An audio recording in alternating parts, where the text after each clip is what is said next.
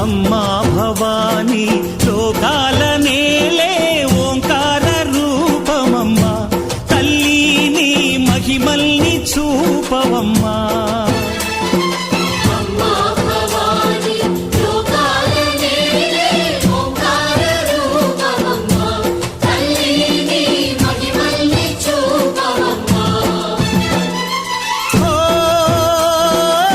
సృష్టికే దీపమా, శక్తికే మూలమా, సింహరథమే నీదమ్మా. అమ్మ దుర్గమ్మ భక్తులను దీవించుమా.